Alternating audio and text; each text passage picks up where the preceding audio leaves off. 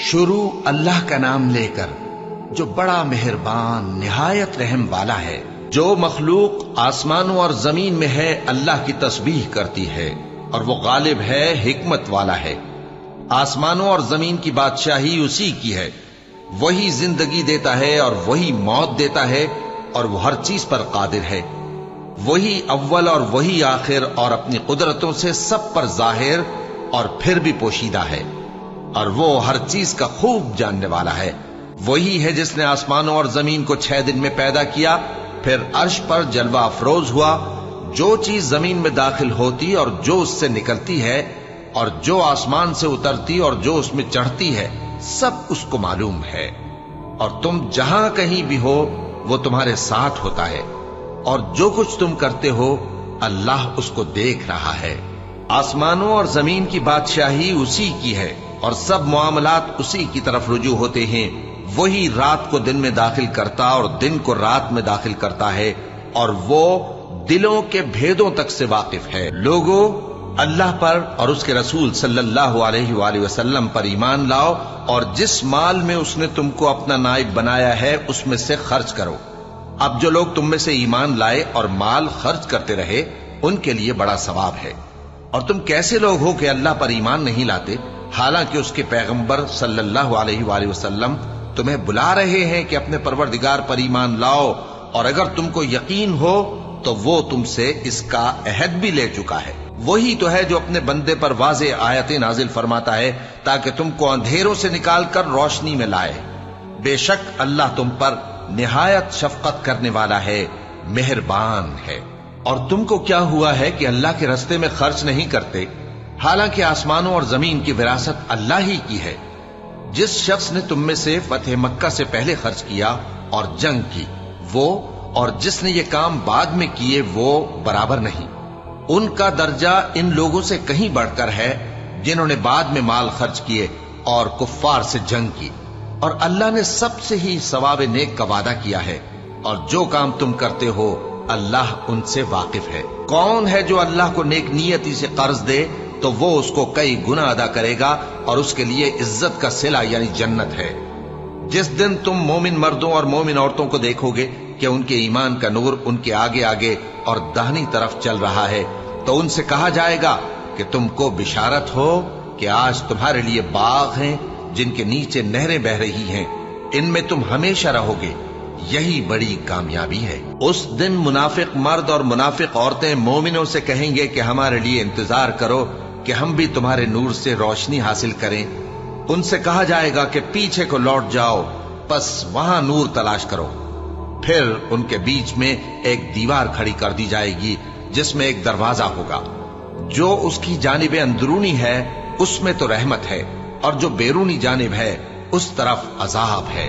تو منافق لوگ مومنوں سے کہیں گے کہ کیا ہم دنیا میں تمہارے ساتھ نہ تھے؟ وہ کہیں گے کیوں نہیں تھے، لیکن تم نے خود اپنے آپ کو بلا میں ڈالا اور ہمارے لیے گردش زمانہ کے منتظر رہے، اور اسلام میں شک کیا اور فضول آرزوؤں نے تم کو دھوکے میں ڈالے رکھا، یہاں تک کہ اللہ کا حکم آ پہنچا اور اللہ کے بارے میں تم کو وہ شیطان بڑا فریبی فریب دیتا رہا۔ تو آج تم سے کوئی معاوضہ نہیں لیا جائے گا اور نہ کافروں ہی سے قبول کیا جائے گا۔ تم سب کا ٹھکانہ دوزخ ہے کہ وہی تمہارے لائق ہے، اور وہ بری جگہ ہے۔ کیا ابھی تک مومنوں کے لیے اس کا وقت نہیں آیا کہ اللہ کی یاد کرنے کے وقت اور قرآن جو حق کی طرف سے نازل ہوا ہے اس کے سننے کے وقت ان کے دل نرم ہو جائیں، اور وہ ان لوگوں کی طرح نہ ہو جائیں جن کو ان سے پہلے کتابیں دی گئی تھی، پھر ان پر طویل عرصہ گزر گیا تو ان کے دل سخت ہو گئے، اور ان میں سے اکثر نافرمان ہیں۔ جان رکھو کہ اللہ ہی زمین کو اس کے مرنے کے بعد زندہ کرتا ہے۔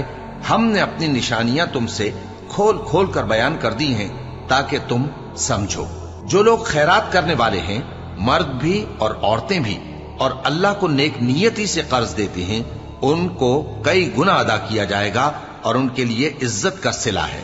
اور جو لوگ اللہ اور اس کے پیغمبروں پر ایمان لائے، یہی اپنے پروردگار کے نزدیک صدیق اور شہید ہیں۔ ان کے لیے ان کے اعمال کا صلہ ہوگا اور ان کے ایمان کی روشنی بھی ہوگی۔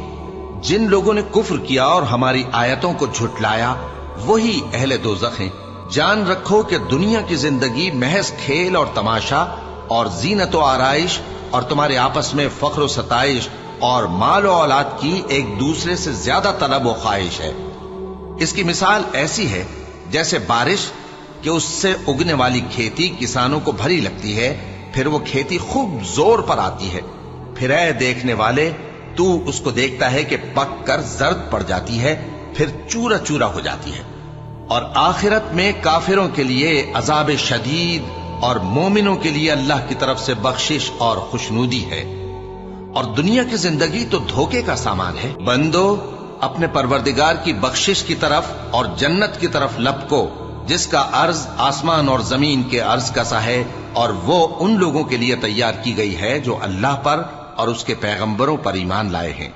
یہ اللہ کا فضل ہے، جسے چاہے عطا فرمائے، اور اللہ بڑے فضل کا مالک ہے۔ کوئی مصیبت زمین میں اور خود تم پر نہیں پڑتی مگر پیشتر اس کے کہ ہم اس کو پیدا کریں، ایک کتاب میں لکھی ہوئی ہوتی ہے، اور یہ کام اللہ کو آسان ہے۔ تاکہ جو فائدہ تمہیں حاصل نہ ہو سکا اس کا غم نہ کھایا کرو، اور جو تم کو اس نے دیا ہو اس پر اترایا نہ کرو۔ اور اللہ کسی اترانے اور شیخی بگارنے والے کو دوست نہیں رکھتا، جو خود بھی بخل کریں اور لوگوں کو بھی بخل سکھائیں۔ اور جو شخص روگردانی کرے تو اللہ بھی بے نیاز ہے، لائق حمد و ثنا ہے۔ ہم نے اپنے پیغمبروں کو کھلی نشانیاں دے کر بھیجا اور ان پر کتابیں نازل کی اور میزان عدل، تاکہ لوگ انصاف پر قائم رہیں۔ اور لوہا پیدا کیا کہ اس میں اسلحہ جنگ کے لحاظ سے زور بھی بہت ہے اور لوگوں کے لیے فائدے بھی ہیں، اور اس لیے کہ جو لوگ بن دیکھے اللہ اور اس کے پیغمبروں کی مدد کرتے ہیں اللہ ان کو معلوم کرے۔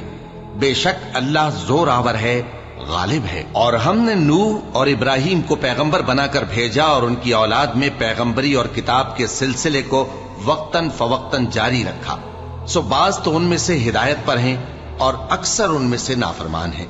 پھر ان کے پیچھے انہی کے قدموں پر اور پیغمبر بھیجے، اور ان کے پیچھے مریم کے بیٹے عیسیٰ کو بھیجا، اور ان کو انجیل عنایت کی، اور جن لوگوں نے ان کی پیروی کی ان کے دلوں میں شفقت اور مہربانی ڈال دی۔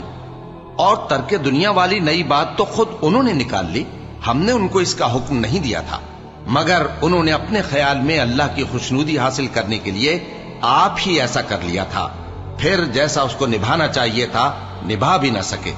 پس جو لوگ ان میں سے ایمان لائے ان کو ہم نے ان کا اجر دیا، اور ان میں بہت سے نافرمان ہیں۔ مومنو اللہ سے ڈرو اور اس کے پیغمبر پر ایمان لاؤ، وہ تمہیں اپنی رحمت سے دگنا اجر عطا فرمائے گا اور تمہارے لیے روشنی کر دے گا جس میں تم چلو گے، اور تم کو بخش دے گا، اور اللہ بخشنے والا ہے، مہربان ہے۔